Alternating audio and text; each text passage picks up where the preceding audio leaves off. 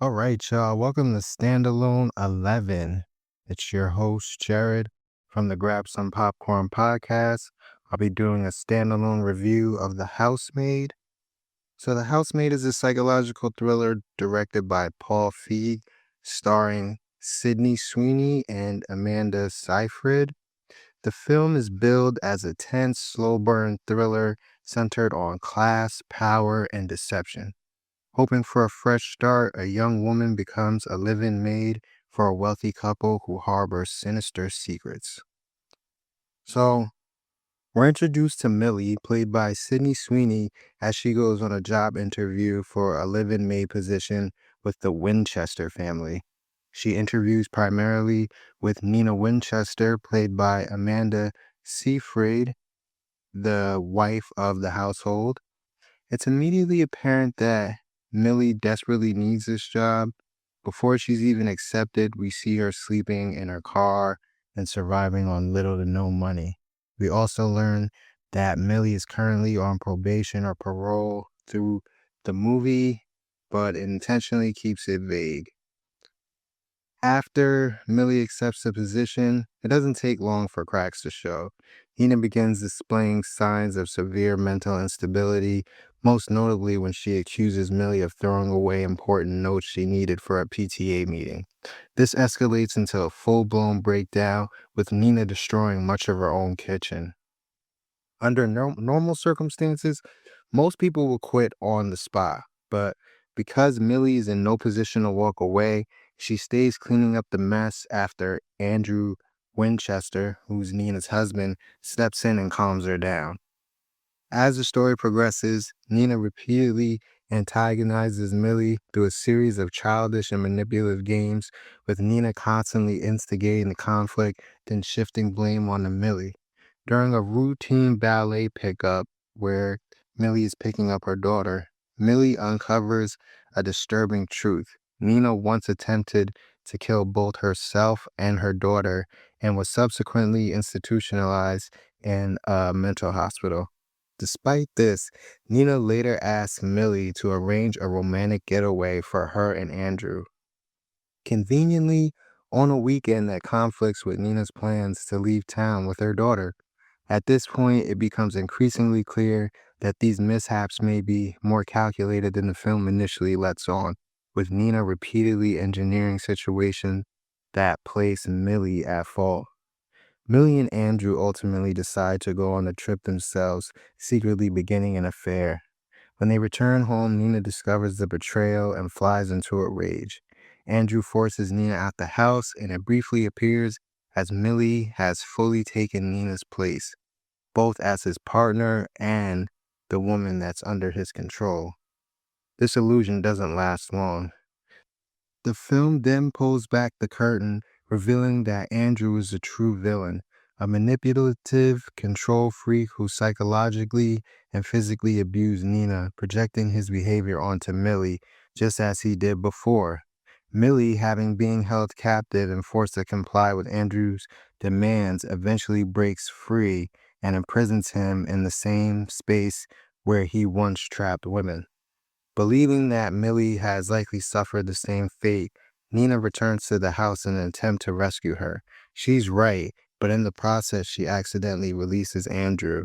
Millie escapes, leaving Nina once again to face him as he begs her to come back. She refuses, and just before Andrew can extract violence onto her, Millie arrives just in time to save Nina, and during the struggle, Andrew falls over the balcony to his death. Together, Nina and Millie stage the scene to look like a freak accident by dropping a light bulb near his body.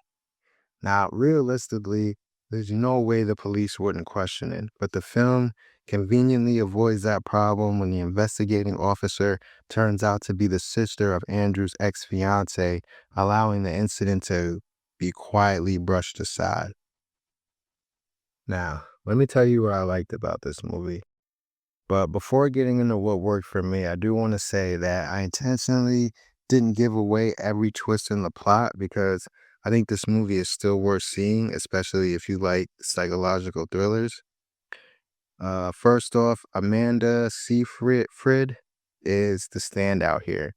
I think she does an excellent job playing Nina. She's required to move through a wide range of emotions, confusion, rage, fear, manipulation, and she does it repeatedly throughout the film. What really worked for me is that her performance itself feels like an act within the story.